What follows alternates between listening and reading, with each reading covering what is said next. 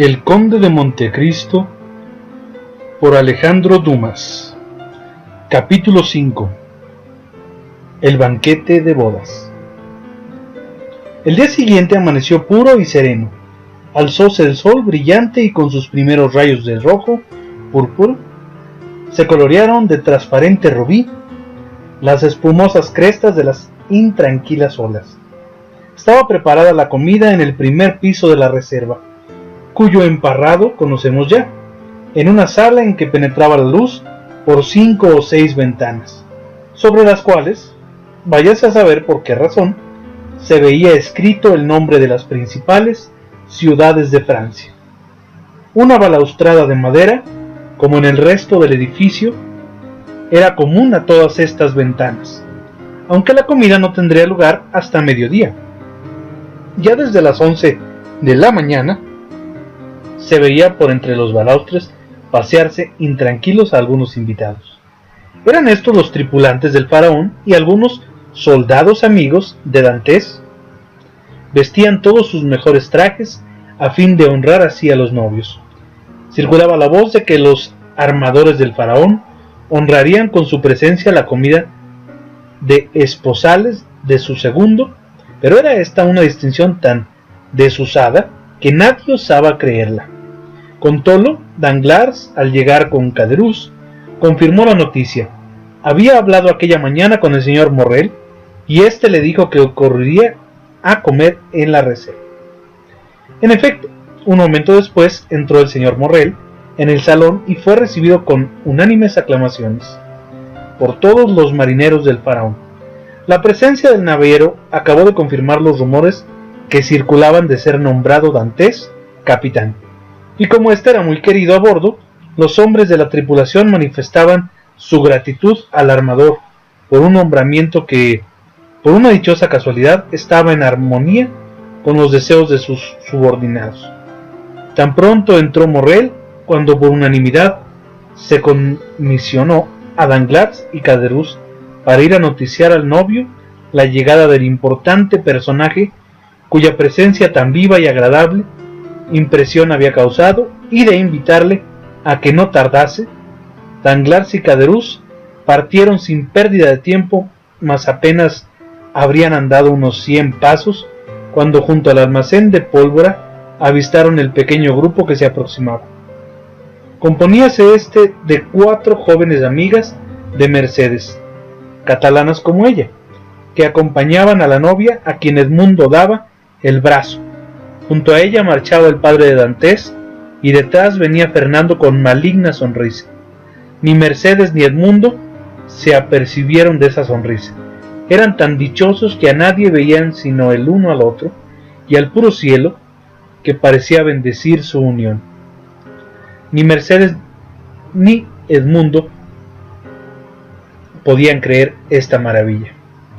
Danglars y Caderousse cumplieron con su comisión, y después de haber estrechado la mano a Edmundo, fueron a colocarse, Danglars junto a Fernando y Caderousse junto al viejo Dantes, objeto de la atención general. El anciano vestía hermosa casaca de tafetán, adornada de grandes botones de acero tallado. Sus delgadas pero fuertes piernas estaban cubiertas por magníficas medias de algodón que de lejos olían a contrabando inglés. De su sombrero tricornio colgaba un lazo de cinta blanca y azul, apoyándose por último en un bastón de lodoño, en forma de cayado como el pedún de los antiguos. Hubiérsele comparado a un petrime de los que en 1796 frecuentaban los nuevamente abiertos jardines de Luxemburgo y de las Tullerías. Junto a él, como dijimos ya, se colocó Caderousse, a quien la esperanza de una comida opípara había acabado de reconciliar con los Dantes. Caderousse, a quien quedaba un recuerdo de lo ocurrido en la víspera, cual queda en la imaginación al levantarse, uno por la mañana, el vago recuerdo de lo soñado durante la noche. Danglars, aproximándose a Fernando, lanzó sobre él, amante despechado, una investigadora mirada.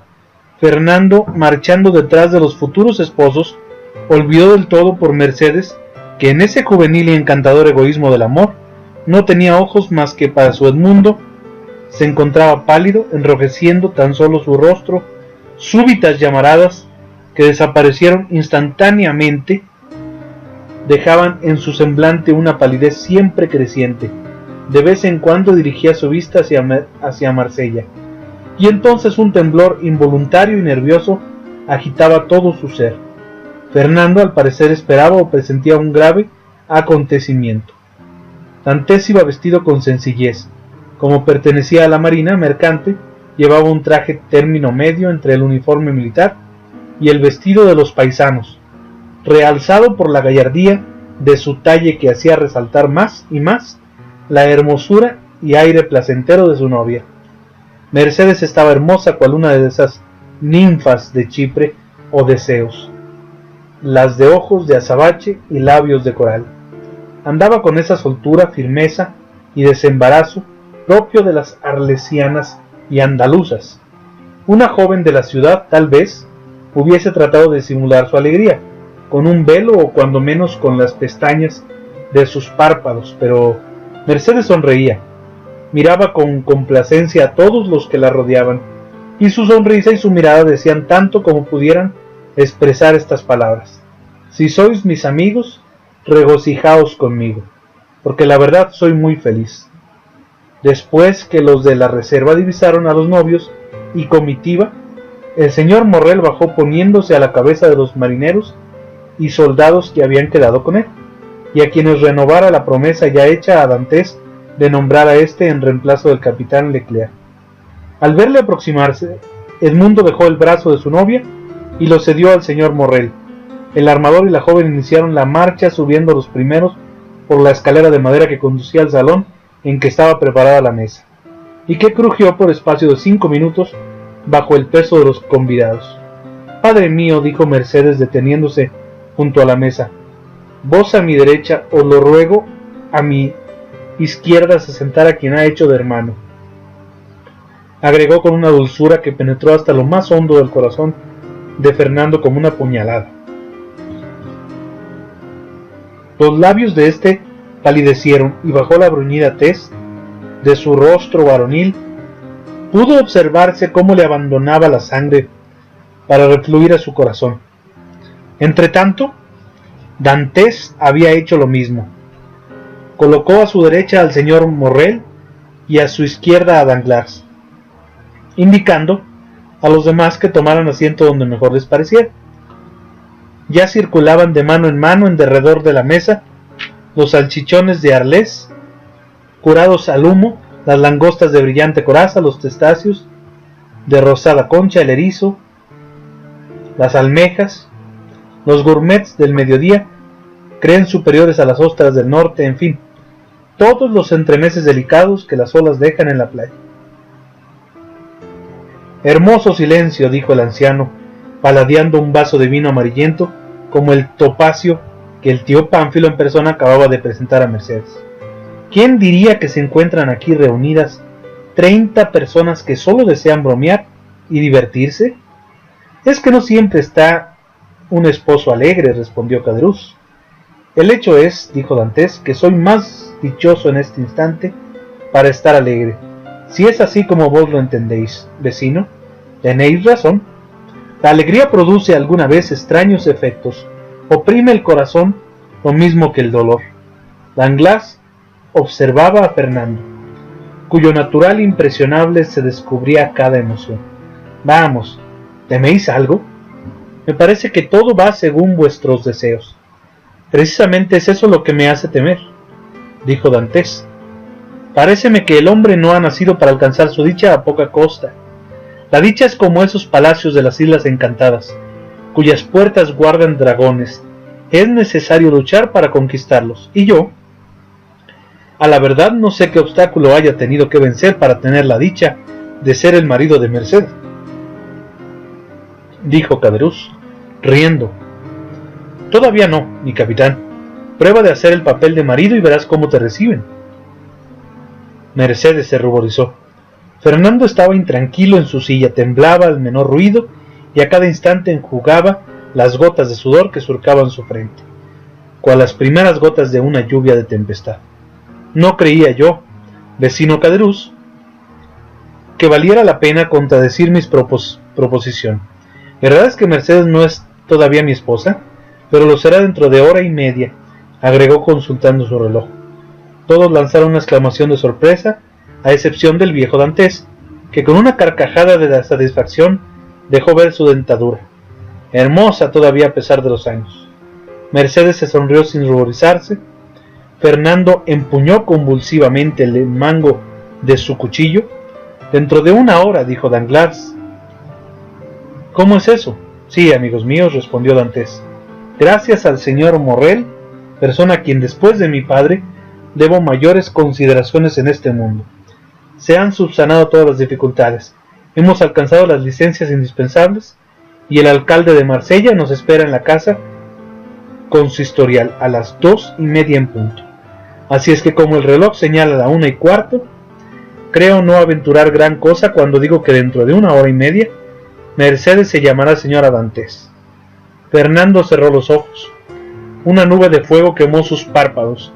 Apoyóse sobre la mesa para no desplomarse, y a pesar de sus violentos esfuerzos, no pudo contener un ahogado suspiro que se perdió entre las carcajadas y parabienes de los circunstantes. ¿Qué tal? ¿Qué os parece?, dijo el viejo Dantés. ¿Ha aprovechado bien el tiempo? Llegado ayer de mañana, casado hoy a las 3 de la tarde, nadie como los marinos se dirigen tan en derechura y con menos rodeos a su objeto. Pero, ¿y las demás formalidades?, objetó tímidamente Danglars. ¿El contrato, las escrituras? ¿El contrato?, dijo Dantés riendo. El contrato está ya hecho. Mercedes no tiene nada, ni yo tampoco. Nos casamos según el principio de comunidad y nada más. Hay poco que escribir y por lo mismo es muy barato. Esta broma provocó una nueva explosión de alegres bravos y aclamaciones. Así que lo que teníamos por comida de prometidos, ¿es en realidad la comida de bodas? No, dijo Dantés, no perderéis por ello nada. Estad tranquilos, mañana por la mañana salgo para París. 5 días de ida y 5 de vuelta, más un día indispensable para desempeñar mi comisión, y el 2 de marzo será la verdadera comida de bodas.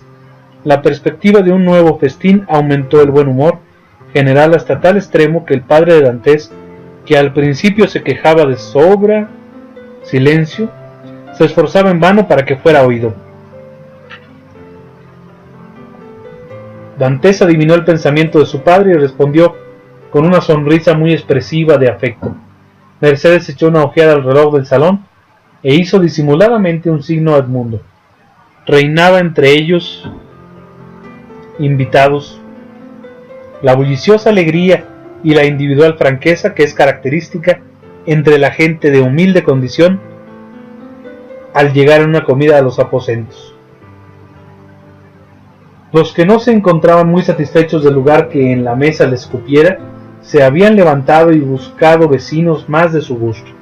Todos comenzaban ya a hablar a un tiempo y nadie se tomaba la molestia de responder al interlocutor, y si solo a sus propios pensamientos.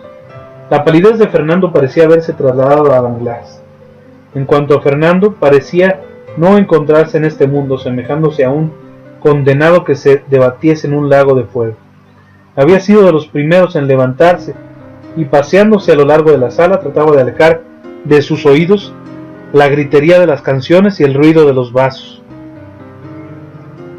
Caderousse se le aproximó en el instante en que Danglars, de quien al parecer huía, se le había reunido en un ángulo del salón. En verdad, dijo Caderousse, a quien la amabilidad de Dantés y sobre todo el buen vino del tío Pánfilo habían hecho olvidar los restos de resentimiento que la inesperada suerte de Dantés engendraba en su pecho.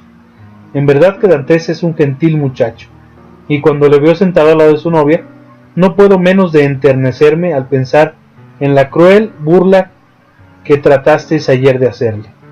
Ya has visto también, dijo Danglars, que la cosa no se llevó a efecto. Este pobre Fernando estaba tan trastornado que en los primeros instantes me dio compasión, pero desde el instante que ha tomado la resolución de asistir a las bodas de su rival, negoció terminado.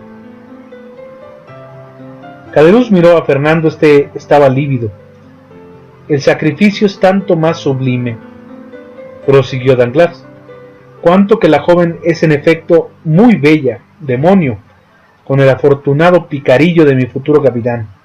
Con solo 12 horas de llamarme Dantes, me daba yo por muy satisfecho. ¿Nos vamos?, preguntó Mercedes con voz encantadora. Están dando las 2 y nos aguardan a las 2:15. Sí, vámonos, dijo Dantes. Vamos, repitieron a coro. En este instante Danglars, que no perdía de vista a Fernando, sentado junto a una de las ventanas, observó que dirigía su vista extraviada a Dantes y que se levantaba como impulsado por un movimiento convulsivo, volviendo más tarde a caer sentado en el sitio en que se hallaba antes. Casi al mismo tiempo oyóse un sordo rumor en la escalera que crujía como oprimida por el peso de las pisadas, y el eco de varias voces, unido al choque de las armas, vino a dominar la zambra de los invitados, excitando su curiosidad pintada en el silencio general. El ruido se fue aproximando, sonaron 3 golpes en la mampara y cambiaron los concurrentes recíprocas miradas de asombro y sobresalto. ¡En nombre de la ley!, gritó una voz clara y vibrante a la que nadie contestó.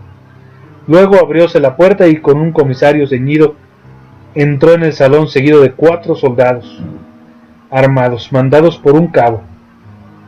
A la inquietud sucedió el terror. ¿Qué ocurre?, preguntó el armador dirigiéndose al comisario. Sin duda, caballeros, hay aquí algún error. Si hay un error, señor Morrel, contad con la más pronta reparación. Soy portador de una orden de arresto y, aunque me es muy doloroso, debo cumplir con mi deber. ¿Cuál de ustedes, señores, se llama Edmundo Dantes? Fijáronse las miradas de todos en el joven, que muy conmovido pero manteniendo su dignidad, se adelantó un paso a los demás y dijo: Yo soy. ¿Qué se os ofrece, caballero? Edmundo Dantes, respondió el comisario. En nombre de la ley, daos preso. ¿Preso?, dijo Edmundo palideciendo ligeramente. ¿Pero por qué motivo? Lo desconozco, pero la declaración indagatoria os lo dará seguramente a conocer. El señor Morrel conoció desde luego que no había remedio contra la inflexibilidad de las circunstancias. Un comisario ceñido con su faja no es un hombre, es la estatua de la ley, fría, sorda y muda. El anciano, por el contrario, se precipitó hacia el comisario. Hay cosas que el corazón de un padre o de una madre no saben comprender. Rogó, suplicó, sus lágrimas y sollozos nada pudieron lograr. Fue empero tan grande su desesperación que el comisario se conmovió. Caballero, le dijo, tranquilizaos. Quizás vuestro hijo habrá olvidado alguna formalidad para con la aduana o sanidad, y es muy probable que en cuanto haya dado las explicaciones, será puesto en libertad. ¿Qué quiere decir?, preguntó Caderousse frunciendo el entrecejo a Danglars, que demostraba estar sorprendido. ¿A mí me dices?, dijo Danglars. Hago lo que tú, veo lo que sucede, no comprendo, estoy aturdido. Caderousse buscó con la vista a Fernando, había desaparecido. La escena de la víspera acudió entonces a la mente de Caderousse en su horrorosa realidad. Hubiérase dicho que la catástrofe venía a desgarrar el velo que la embriaguez del día anterior interpusiera entre su voluntad y su memoria. Oh, dijo con ronca voz, ¿serán estas las consecuencias de la broma que combinabais ayer, Danglars? En tal caso, maldito quien lo ha puesto en ejecución, porque es demasiado triste. No, por cierto, exclamó Danglars, bien sabes tú que yo rasgué el papel. Es falso, no lo rasgaste, respondió Caderousse. Lo que hiciste fue estrujarlo y arrojarlo a un rincón. Eso es lo cierto. Cállate. Tú nada pudiste ver porque estabas borracho. ¿Dónde está Fernando? ¿Lo sé yo por ventura?, respondió Danglars. En sus quehaceres posiblemente, pero ¿no valdría más que en lugar de estar charlando procuráramos prestar algún socorro a esos pobres afligidos? Mientras duraba este diálogo, Dantes, siempre con la sonrisa en la boca, se había ido despidiendo de sus amigos y dando un beso en la frente a Mercedes, se dio preso diciendo: tranquilizaos, es una equivocación que se aclarará enseguida y es de suponer que ni aún llegue a la cárcel. Oh, es muy probable, estoy casi cierto de ello, dijo Danglars, que en ese preciso momento se aproximaba, como hemos dicho ya, al grupo principal. Descendió Dantès la escalera precedido del comisario de policía y rodeado de soldados. Un vehículo cuya portezuela estaba entreabierta esperaba a la puerta. Subieron a él, el preso, 2 soldados y el comisario. «Adiós, Dantès, adiós, Edmundo», gritó Mercédez, con casi todo el cuerpo fuera de la balaustrada. El detenido oyó esta última despedida, salida del desgarrado corazón de su novia.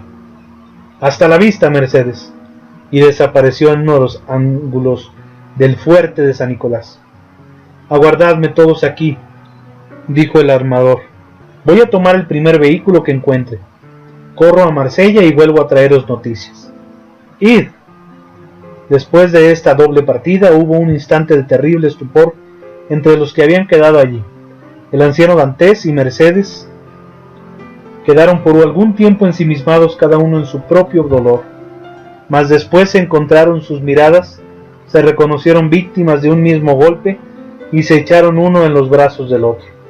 Durante este intermedio entró de nuevo Fernando, llenó un vaso de agua que bebió de una vez y se sentó en una silla. Quiso la casualidad que esta silla estuviera cercana a la que cayó Mercédez.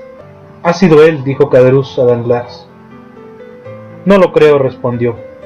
«Es demasiado necio. De todas maneras, caiga el golpe sobre la cabeza de su autor. Pero tú no haces mención del que dio el consejo de ese paso», dijo Caderousse. «Estaríamos frescos», respondió Danglars, «si hubiésemos de ser responsables de todo lo que hablamos a la ligera». «Ya se ve que sí, cuando lo que uno dice como a la ligera tiene resultados fatales». Durante este coloquio los distintos grupos comentaban de diversa manera el arresto de Dantès. «¿Y vos, Danglars?», dijo uno, «¿qué opinas sobre este asunto?». «¿Yo? Como no sea que haya traído algunos fardos de contrabando». «Pero de ser así deberías saberlo vos, Danglars, que sois el sobrecargo del buque». «Es cierto, pero el sobrecargo no tiene conocimiento sino de los fardos que van declarados en el manifiesto. Sé que cargamos algo, y no hay más, que tomamos el cargamento en Alejandría, en la casa de Mr. Pastret, y en Esmirna, en la casa de Mr. Pascal. No hay más sobre qué preocuparme». «Oh, ahora recuerdo», dijo el desdichado padre, procurando renovar antiguas ideas, «haber dicho ayer que me traía un cajón de café y otro de tabaco. Siendo así, fuera dudas», dijo Danglars. «Eso ha de ser. Durante nuestra ausencia, los aduaneros habrían recorrido el faraón y dado con el contrabando». Mercédez no daba importancia a ninguna de estas suposiciones. Habiendo reprimido hasta entonces su dolor, prorrumpió súbitamente con sollozos. «Vamos, vamos, no hay que desesperar», dijo el viejo Dantès, sin saber casi lo que se decía. «Esperanza», repuso Danglars. «Esperanza», trató de articular Fernando, pero esta palabra le ahogaba. Agitáronse sus labios y no pudieron pronunciar ningún sonido. «Señores», exclamó uno de los invitados que estaba de observación en la balaustrada. «Señores, un coche». «Ah, es el señor Morrel. Ánimo, ánimo, sin duda nos trae buenas noticias». Mercédez y el anciano fueron al encuentro del armador, con quien toparon en la puerta. El señor Morrel estaba pálido y trastornado. «¿Qué hay? ¿Qué hay?», gritaron todos a la vez. «Amigos», respondió el armador moviendo la cabeza, «la cosa es más grave de lo que creíamos». «Oh, señor», exclamó Mercédez, «es inocente». «Lo creo también, pero se le acusa...». «¿De qué?». «De agente bonapartista». Los lectores que hayan vivido en la época en que ocurre esta historia recordarán cuán terrible era la acusación de que hablara el señor Morrel. Mercédez lanzó un grito, el anciano se dejó caer. «Ah», murmuró Caderousse, «me has engañado, Danglars. La broma se ha convertido en hecho, mas yo no deseo permitir mueran de dolor ese pobre viejo y esa joven. Voy a decirlo todo». «Silencio, desgraciado», exclamó Danglars, «o no respondo de ti. ¿Quién te ha dicho que Dantès no es culpable? La embarcación ha tocado en la isla de El Alba. el salto a tierra y permaneció un día entero en Portoferraio. Si hallan en su poder algún escrito que pueda comprometerle, los que le apoyen serán tenidos por cómplices. Caderousse, con el rápido instinto del egoísmo, comprendió la fuerza de esta observación. Miró a Danglars con ojos extraviados por el miedo y por el dolor y retrocedió. Esperemos entonces. Sí, esperemos, dijo Danglars. Si es inocente será puesto en libertad, si culpable es en vano comprometerse por un conspirador. Entonces vámonos, no puedo estar aquí por más tiempo. Sí, ven, dijo Danglars, muy satisfecho de hallar quien le acompañase en su retirada. Ven y dejemos que se arreglen como puedan. Partieron en efecto. Fernando, siendo otra vez el único apoyo de la joven, tomó a Mercedes de la mano y la llevó al barrio de los catalanes. Los amigos de Dantès condujeron a su casa en la calle de Meilhan. Al viejo casi desmayado, muy pronto se difundió por toda la ciudad la nueva de que Dantès había sido preso por agente bonapartista. ¿Hubieras imaginado nunca lo que pasa, mi querido Danglars?, dijo el señor Morrel juntándose con su sobrecargo, y Caderousse, porque también volvía muy rápido a la ciudad a fin de saber nuevas ciertas de Edmundo por medio del sustituto del procurador del rey, señor de Villefort, con quien tenía algún conocimiento. ¿Lo hubieras imaginado nunca? ¿Qué demonios, señor?, dijo Danglars. Ya os había dicho que Dantès, sin ninguna necesidad, había tocado en la isla de Elba, y esta escala, ya lo sabéis, me pareció sospechosa. ¿Habías comunicado acaso vuestra sospecha a alguien? Me cuidaría muy bien de ello, señor, agregó Danglars bajando de tono. Ya sabéis que a causa de vuestro tío, Policarpo Morrel, que ha militado en el otro partido y que no oculta su manera de pensar, se sospecha que deseáis la vuelta de Napoleón. Hubiese temido que, haciendo a Edmundo un daño, no hubiese caído de rechazo sobre vos.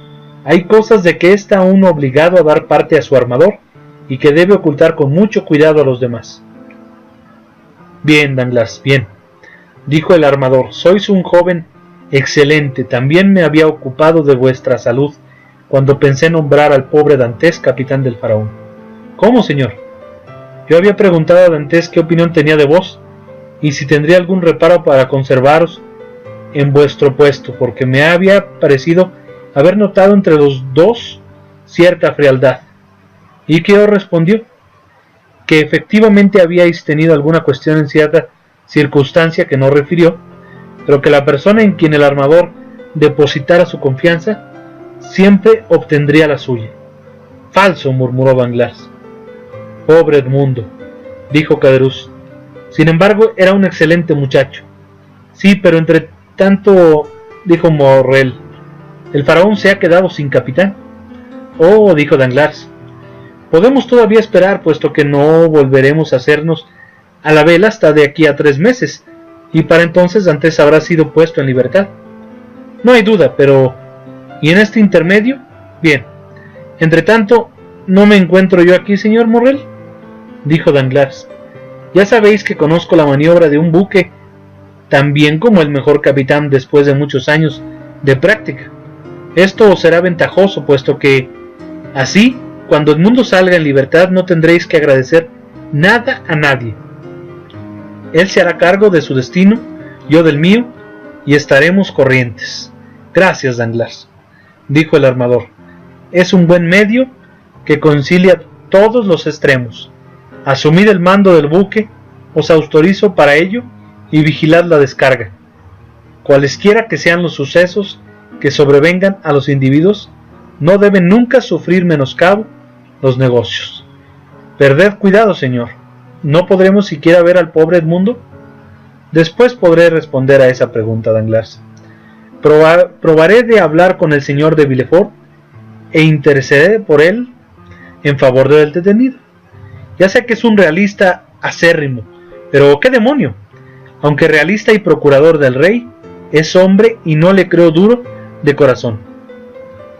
No, dijo Danglars, pero tengo entendido que es algo ambicioso y esto es un equivalente. En fin, dijo el señor Morrel, suspirando, veremos. Id a bordo, después iré yo. Y se despidió de los amigos para dirigirse al palacio. ¿Lo ves?, dijo Danglars a Caderousse. ¿Ves el giro que toma este negocio? ¿Perseveras todavía en la idea de defender a Dantès? No, por cierto, pero no deja de ser terrible que una broma tenga tales consecuencias. ¿Qué demonio? ¿Quién lo ha hecho? No creo seamos ni tú ni yo, es Fernando. Tú sabes muy bien que en cuanto a mí, tiré el papel en un rincón, y hasta creí haberlo rasgado. No, oh. En cuanto a eso estoy seguro. Yo le vi en el rincón del emparrado estrujado, y daría no sé qué, porque estuviese todavía allí mismo donde le vi. ¿Qué quieres? Fernando lo recogería y lo habrá copiado, o hecho copiar, o tal vez no se habrá tomado tanta molestia, y quién sabe, Dios mío, si habrá enviado mi mismo escrito. Afortunadamente había disimulado mi letra. Pero, ¿sabíais tú acaso que Dantès conspiraba? Yo no sabía nada. Como te dije, creía hacerle una jugarreta y no otra cosa. Parece que como Arlequín dije la verdad, chanceando. El resultado es el mismo, respondió Caderousse. Daría cualquier cosa porque este caso no hubiese sucedido, o a lo menos por no verme mezclado en él. Ya verás cómo no dejará de ocasionarnos algún disgusto, Danglars. Si alguno ha de tenerlo, será el verdadero culpable, y este es Fernando, y no nosotros. ¿Qué quieres que nos ocurra? Lo que nos conviene es estarnos muy quietos, sin hablar palabra de todo ello, y pasará la tempestad sin que caiga el rayo. Amén, dijo Caderousse, despidiéndose de Danglars y encaminándose hacia los barrios de Milvan. Abatida la cabeza y hablando a solas, como suelen hacerlo los que van dominados de alguna idea. Bueno, dijo Danglars, las cosas toman el giro que yo había previsto. Heme aquí capitán interino, y si ese tonto de Caderousse puede guardar silencio, capitán efectivo. Solo hay la eventualidad de que la justicia suelte a Dantès. Oh, agregó sonriendo, pero la justicia es justicia, y yo en ella confío. En esto saltó a una lancha dando orden al barquero para dirigirse al faraón, donde, como hemos dicho, había de ir el señor Morrel.